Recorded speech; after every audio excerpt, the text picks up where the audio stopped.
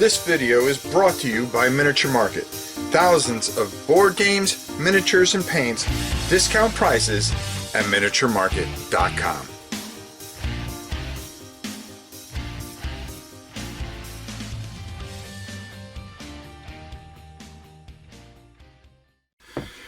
Hey everybody, it's your old pal Rob. Now, you know, one of the things I was thinking about, and recently I've been contemplating, you know, what's next for me and everything like that.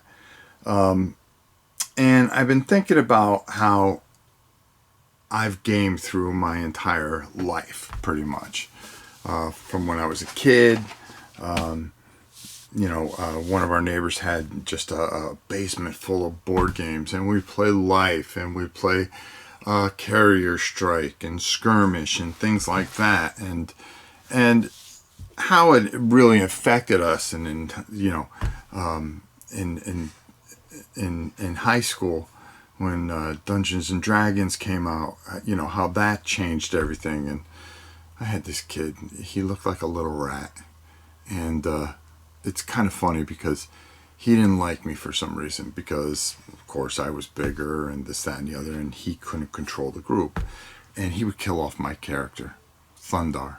I remember him, Thundar the Barbarian. I always would create him, and then he would just kill him off because it gave him satisfaction, and he was always the dungeon master because he had to be in control. But you know, this is the type of things that affect, you know, how they touch you through your life. And when I started thinking about the games here that are most important to me and have made such a impact on me, it's kind of funny because you know, I've been kind of giving Games Workshop a hard time lately, and I really don't want to. You know, people think you just want to hate on them just because you hate on them. No, I get frustrated with them. Frustrated because of all the memories that they did create for me. And I just wish I can have more of those memories with my grandkids and stuff like that. And I probably could, just sticking with the stuff that I have. And what really hits home is the games that have been so important to me in my life, the ones that have really made a difference. And you know, of course, you know, I think the first one I'm going to bring up, and you know, I think you all know it because I talk so much about it, is Warhammer Quest. Now this beautiful ultimate treasure book is from my good friend Little Monk, who is the best of the best. I mean, without a doubt, he is one of the best guys ever. And you know, this game just means so much to me because my son was very, very, very young, and when that came out, we worked on it together, and I still have my original Warhammer Quest set, and I've added a couple to it, and of course all the Little Monk stuff and everything like that. And it's meant so much to me because we've created our own adventures. They weren't good, but then Little Monk, you know, just when it started to fall off a little bit, Little Monk came back and really made this game, you know, just what it is, one of the all-time greatest games ever. The other, another Games Workshop game, believe it or not, Blood Bowl. You know,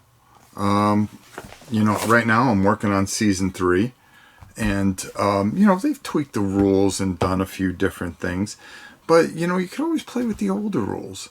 And, you know, Dungeon Bowl and all that stuff. And how much that game meant to me, because there was a time when we would set up these seasons and everybody would look forward to Sunday. And it would be pizza and all kinds of food. We hosted it at my house one time, and we had we had 12 people there, which was a lot of fun. You know, 12 different teams in this league, and we would hold our weekly games, and everybody bring a set, and there were all tables, and you know, it was a convention before a convention. But you know, every Sunday playing and trying to get your players better and trying to make the playoffs. And, you know, the ultimate winner got to brag for a whole month before we would start another season. And, you know, people drift apart and stuff like that. But, you know, we played that, and my wife realized that I wasn't that guy that was going to go out drinking and getting myself into trouble and stuff like that. And she learned to accept what gaming was, is that I just wanted to have fun. And it was a good thing for my son and my daughter, and we would just have so much fun, you know, especially up northeast back then when it would snow as much as it did. And you were indoors for a good six out of the 12 months. But you would take your Saturdays and we'd go run errands and then come back and watch some old science fiction movies, play a game or two of something, and you know, send them off to bed. And those memories were the best. And you know, my wife used to wear a big bow in the back of her hair. She had big, beautiful blonde hair, and she used to wear a bow, and she would make these hot dog sandwiches. They were the greatest freaking thing on earth. And I mean, we were broke back then. The kids were small. We were trying to pay for our first house and everything like that. And you know, I had all these things, and I would just find ways to make it fun. And you know, those type of things. That's how these memories built. And Blood Bowl was just a big part of that. Another one that used to really fit in during that time was Space Hulk, another GW game. And this shows you how much GW's games meant to me, okay? Because I had so much fun, and why I'm so annoyed in some ways.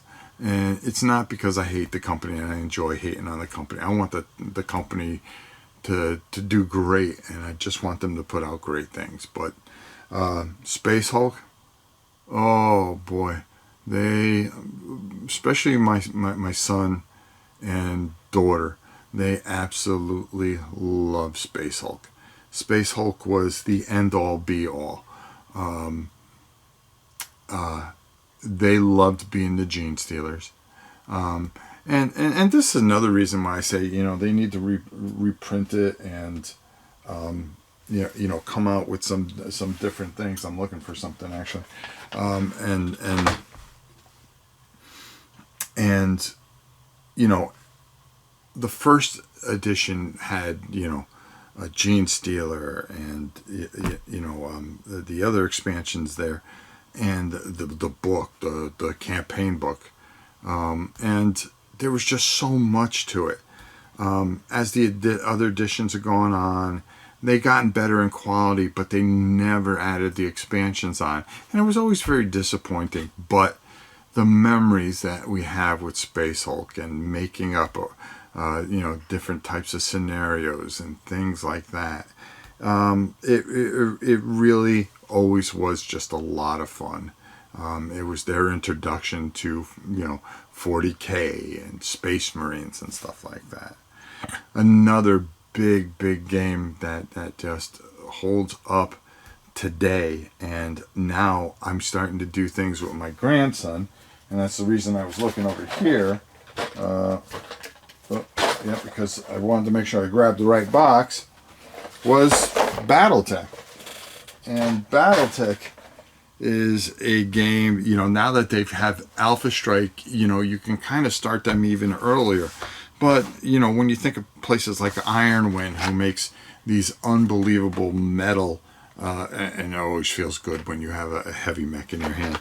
But the things that Catalyst has done with it and just made, you know, just a fantastic and beautiful, we got them all primed up. Him and I are going to be painting up our own little factions, and we're going to use aces and see how that works as far as cooperative with 4, you know, he's going to be 5 in January, but, you know, atlases and stuff like that. And then we have Gothic, which we're going to goof around with, and we just need more figures for it. But you know, I remember going to conventions and playing it, the old Battletech, and going to Omni Comics in Bristol, Connecticut. And I had some friends, Potsy, one of his names was Potsy. I forgot the other guy. The other two guys, they were very, very good people. And we would just play and play and play and play. Every Saturday I'd take my son down there, and it just meant so much to me. And then, you know, finally another big game for me was the very first Hero Quest, which, you know, kind of falls in with Warhammer Quest, but, you know, when we were young and Dungeons and Dragons, you know, you would be able to do that. We would play Hero Quest, especially if we only had 2 or 3 of us. And, you know, after we got done doing our homework or working our odd jobs and stuff, we'd get together and just play. And just play and enjoy each other's company, having a blast. And really just really loving, you know, the whole fun of it. And when a new expansion, because expansions, you know, back in those days, you didn't know when things were coming out. There wasn't the internet that, you know, you would look in the back of a magazine, or you would head down to Kmart or something, and all of a sudden, boof, there it is, you know, sitting on a shelf, and you go, oh, a new expansion. Then you call everybody up on your rotary phone, and I think it was push button back by then, and just have everybody come over and just have the biggest blast you can ever imagine. Another game, Panzer Leader, is an all-time great.